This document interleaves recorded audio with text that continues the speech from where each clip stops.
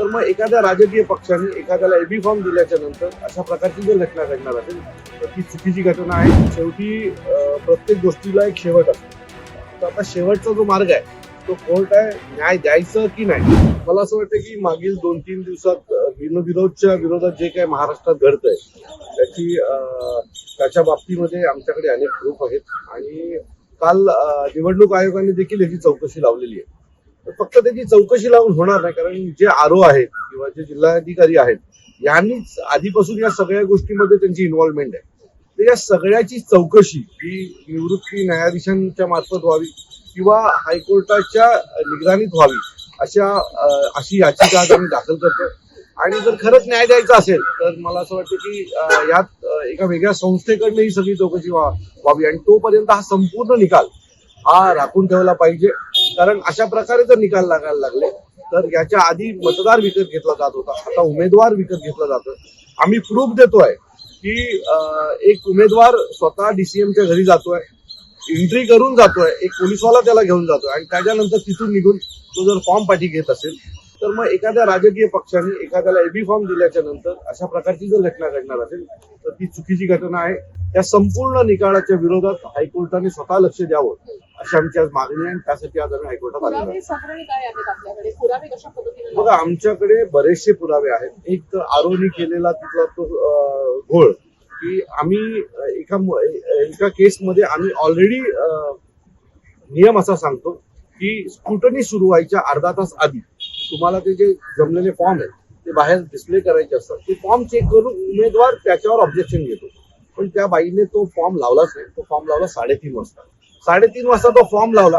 तर त्यात जेव्हा तो फॉर्म लावला त्यावेळेला लोकांनी चेक केल्यावर त्यात अनेक ठिकाणी निरंकाचा जो कॉलम असतो तो भरलाच गेला नव्हता आणि तो भरला नसेल तर ती जागा बाद होते, तो अर्ज बाद होतो. मग आम्ही तिथे गोंधळ घातला. गोंधळ घातल्यावर त्या महिलेने सांगितलं नाही ऑलरेडी माझ्याकडे तो आलेला आहे पण मी लावायला विसरलो. म्हणजे ऑलरेडी त्या महिलेनी जे 10:30 वाजता फॉर्म लावायला पाहिजे होते ते 3:30 वाजता लावले. 3:30 वाजता लावलेल्या फॉर्म मध्ये देखील मी ते लावायला विसरलो असं तिचं मत होतं. आणि बाकीचे इतर जे अपक्ष उमेदवार होते त्यांच्या बाबतीतले पटापट निर्णय घेतले जात होते, परंतु सत्ताधारी पक्षाच्या बाबतीतले निर्णय हे तिथे घेतले जात नव्हते. त्यांना मदत केली जात होती आणि अशाच प्रकारे सरकारी यंत्रणेचा उपयोग करून त्या लोकांनी ही निवडणूक बिनविरोध करण्याचा प्रयत्न केला. माझ्या बाजूला जाफर फॅमिली आहे, त्यांच्या बाबतीत तर तिथला जो स्टाफ आहे तो सांगतोय की मॅडम मी तुमच्या टेबलवर त्यांचा ऍफिडेव्हिट ठेवलेला आहे 11च्या आधी, तरी सुद्धा मॅडमने मला माझ्या हातात दिला नाही म्हणून या माणसाचा अर्धवाद केला. आज ते देखील त्यांची एक वेगळी केस करतात. मला आता येताना ते भेटले. सो अशा अनेक गोष्टी या 64 ठिकाणी घडलेल्या आहेत. प्रचंड पैशाचा वापर केला गेला. आमचे उमेदवार आहेत राजेश्री नाईक म्हणून, त्यांना 5 कोटी रुपये देण्यात आले होते की 5 कोटी रुपये देतो, तुम्ही तुमचा उमेदवारी अर्ज मागे घ्या. तर या सगळ्या गोष्टी ज्या आहेत ना त्या निवडणुका कलंकित करणाऱ्या गोष्टी आहेत आणि याच्यावर जर आज आम्ही आवाज उठवला नाही तर या बाबतीत महाराष्ट्र बदनाम होईल. आणि म्हणून आज आम्ही इथे आलेलो. आम्हाला न्याय व्यवस्थेवर पूर्ण विश्वास आहे की न्याय व्यवस्था या 64 जागेच्या बाबतीतला निकाल हा जोपर्यंत चौकशी पूर्ण होत नाही तोपर्यंत राखून ठेवला. राज ठाकरेंनी काल या संदर्भात प्रश्न विचारला. त्यावेळेस उद्धव ठाकरे देखील असं म्हटले की कोर्टावरती काय आमचा कोर्टावरती देखील विश्वास नाही, अशा प्रकारचे वक्तव्य त्यांनी. बघा, शेवटी प्रत्येक गोष्टीला एक शेवट असतो. तर आता शेवटचा जो मार्ग आहे तो कोर्ट आहे. न्याय द्यायचं की नाही हा कोर्टाचा निर्णय, परंतु न्याय मागायला आम्ही गेलोच नाही असं व्हायला नको म्हणून आज आम्ही कोर्टाच्या पायरीवर जवळ आलेलो. विरोधक सातत्यानं आरोप करत आहेत आणि ईव्हीएमवर प्रश्नचिन्ह उपस्थित केलं, आता बिनविरोधवर प्रश्नचिन्ह उपस्थित करतात. याच्या संदर्भात बिनविरोध निवडणुका जर तुम्ही घ्यायचं ठरवलं असाल तर मग ही प्रक्रिया कशाला राबवता ना. घटनेमध्ये आम्हाला प्रत्येक माणसाला मतदान करायचा अधिकार दिलेला आहे. त्या अधिकारानुसार तो नगरसेवक निवडू शकतो, त्यांना हवाय तो नगरसेवक निवडू शकतो, आमदार निवडू शकतो. पण ही प्रक्रिया जर पार पडणार नसेल, ही प्रक्रिया जर तुम्ही कॉलअप करणार असाल तर मग काय अर्थ आहे ना. तो त्याच्या बाबतीत न्याय मागायला आज आम्ही इथे आलेलो आणि अपेक्षित आहे की इथे आम्हाला त्या बाबतीचा न्याय मिळेल. वारंवार वेगवेगळ्या गोष्टींना लढा द्यावा लागतो. सुरुवातीला ईव्हीएम संदर्भात लढा द्यावा लागला, त्यानंतर मतदार यादी, त्याच्यानंतर आता बिनविरोधवर लढा. तुम्ही लढणार कशी पुढे? ह्याच्या बाबतीत निवडणूक आयोग जो आहे तो पूर्णपणे सरकारी यंत्रणेला मिळालेला आहे आणि त्याच्यामुळे आम्हाला न्याय मिळतच नाहीये. आणि शेवटी मदत मिळत नाही म्हणून लढायचं नाही असं कुठे आहे ना. लढत तर हवं लागेल, नाही तर यांना हे राजेशाही आणतील, लोकशाही बंद करतील. सो लढा द्यायला पाहिजे, पण आम्ही तो लढा देताना कायदेशीर लढा देखील देण्याची तयारी केलेली आहे.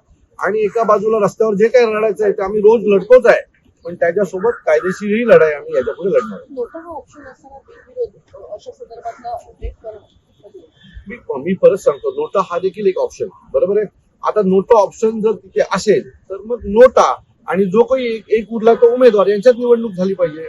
किमान लोकांना कळलं पाहिजे ना की तुम्ही दिलेला उमेदवार आम्हाला पसंत नाहीये. मी तुम्हाला सांगतो, नोटा ऑप्शनचा जर वापर केला ना तर आत्ताच्या घडीला सर्व जागेवर किमान 10,000 मतं यांच्या विरोधात पडतील. परंतु हे सगळं निवडणूक यंत्रणेला करायचं नाहीये. तिथले आरओ, तिथले जिल्हाधिकारी हे सगळे यांना भेटलेले आहेत. कारण मी नेहमी म्हणतो की निवडणूक यंत्रणा म्हणजे काही वेगळी नाहीये. निवडणूक एक वेगळी संस्था आहे असं म्हटलं जातं, पण तसं नाहीये. निवडणूक संस्थेमध्ये जी काम करणारी लोक आहेत ती त्या त्या शहरामध्ये महानगरपालिकेचे अधिकारी आहेत, उपजिल्हाधिकारी आहेत, जिल्हाधिकारी आहेत, सहाय्यक आयुक्त आहेत, आणि हेच निवडणूक पुढे नेत असतात. निवडणूक एक वेगळी संस्था आहे, फक्त नाव आहे, पण खाली काम करणारी ही लोक ही रोज या नगरसेवक आमदारांच्या संपर्कातलीच माणसं असतात. आणि मग निवडणुकीच्या दरम्यान 5 वर्ष हे यांना मदत करतात आणि निवडणुकीच्या दरम्यान हे अधिकारी या नगरसेवक आमदारांना मदत करतात, आणि त्याच्यामुळे या निवडणुका निष्पक्ष होत नाही. याचिकेमध्ये हाही उल्लेख करणार आहात की तुम्ही की नोटा हा ऑप्शन असल्यानंतरही निवडणूक त्या आम्ही ठिकाणी बऱ्याचशा गोष्टी त्यात ऍड केलेल्या आहेत. घडलेल्या घटना, मुख्यमंत्र्यांच्या घरात घडलेली घटना, एबी फॉर्मच्या निवडणूक कार्यालयाच्या बाहेरच्या सीसीटीव्ही फुटेज चेक केले गेले पाहिजेत. उमेदवारांना गाडीत भरून घेऊन जातानाचे काही व्हिडिओज आहेत, हे सगळेच आम्ही कोर्टासमोर दाखल देतोय. आणि आम्हाला खात्री आहे की हे सगळं पाहिल्याच्या नंतर कोर्ट याच्यावर व्यवस्थित तासोरे ओढेल. हे संपूर्ण राज्यासाठी असणार आहे अविनाशी, की फक्त मला वाटतं एक उदाहरण सेट झाला तर तो संपूर्ण देशासाठी असेल. हे आज आम्ही आलोय ना, देशातली निवडणूक यंत्रणा ही सुरळीत पुढच्या पिढ्यांसाठी सुरक्षित राहावी याच्यासाठी आज आम्ही आलेलो. कारण एक निर्णय, मुंबई हायकोर्टाचा एक निर्णय देशातील विविध निवडणुकांवर परिणाम देणारा असेल. तुमचं काही राजसाहेबांशी बोलणं झालं का? काल पत्रकार परिषदेत म्हटली होती की असं मी तुम्हाला पहिल्या दिवशी सांगितलं होतं की ज्या दिवशी ही घटना घडली आणि त्याच्या दुसऱ्या दिवशी साहेबांना भेटलो त्याच वेळेला ते म्हणले की मी अशा प्रकारची निवडणूक पहिल्यांदाच बघतोय. बाळासाहेबांबरोबर लहानपणापासून निवडणूक पाहणारे राजसाहेब जर असं म्हणत असतील की मी अशी निवडणुकीच पाहिली नाही की उमेदवारच गायब केला जातोय, म्हणजे निवडणूक यायची वेळच ही लोक येऊन देत नाही. जर एवढी यांची हिंमत वाढली असेल आणि एवढा जर पैशाचा माज यांना आला असेल तर मला वाटतं की न्यायालयाने यांच्यावर योग्य तो निर्बंध घातले पाहिजे. दरम्यान पश्चिम बंगालचा जो दाखला देण्यात आला तोही तुम्ही याच्यामध्ये अधोरेखित करणार आहात. आम्ही यावेळेस हायकोर्टाचे 3-4 निर्णय आहेत सुप्रीम कोर्टाचे, ते देखील या दरम्यान काढलेले आहेत. लोकसभेच्या निवडणुकीच्या दरम्यान देखील अशी जी घटना घडली होती त्यावेळेला बिनविरोध निवडणूक जाहीर केली होती, त्यावेळेला देखील सुप्रीम कोर्टाने या बाबतीमध्ये काही निर्णय दिलेले, ते देखील आज आम्ही समोर ठेवणार आहोत. कुलाबा मधला एका सरोदे सर आमचे वकील आहेत आणि ते आमची निवडणूक आमचं जे पिटिशन आहे ते याच्या पुढे पाहतील. कुलाब्यामधला एक प्रकार असाच घडला होता. नागरिकांनी जे आहे ते धमकी देत असल्याचा व्हिडिओ व्हायरल झाला होता. नार्वेकर असतील, एकनाथ शिंदे असतील, त्यांची टीम असतील, पोलीस अधिकारी, आता एवढे सगळे प्रूफ दिल्याच्या नंतरही जर म्हणत असाल की नाही काय सगळं व्यवस्थित आहे, तर कसं चालेल ना. उमेदवार एकनाथ शिंदेच्या घरी चालत चाललाय, त्याच्याबरोबर एक पोलीस अधिकारी चालत चाललाय, तो काय कशासाठी गेला होता? गंगेत आंघोळ करायला गेला होता का पैशाच्या? तिथून निघून तो डायरेक्ट गेला आणि अर्धपाठी घेतला, याचा अर्थ काय?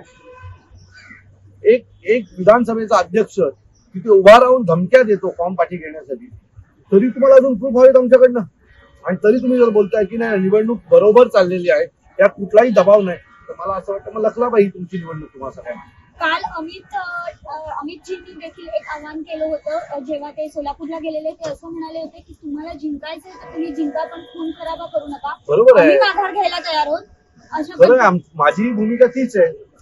एखाद्या माणसाचं तुम्ही हत्या करणार असाल आणि त्याचं कुटुंब उद्ध्वस्त करणार असाल, त्या घरातल्या त्या मुलाच्या तो जो काही किंचळत होता लहान मुलगा वडिलांसाठी, ते आजही आमच्या सगळ्यांच्या कानावर आहे. आणि जर ज्याला लहान मुलं आहेत त्याला ती किंचाळी समजू शकते काय. सो अमित साहेब जे बोलले ते बरोबर आहे, आम्ही त्या मताला सहमत आहोत. आणि जर खरंच तुम्हाला निवडणुका जिंकायच्या असतील तर तुम्ही जिंका, पण कोणाचा बळी घेऊन जिंकू नका, कोणाचं घर उद्ध्वस्त करून जिंकू नका.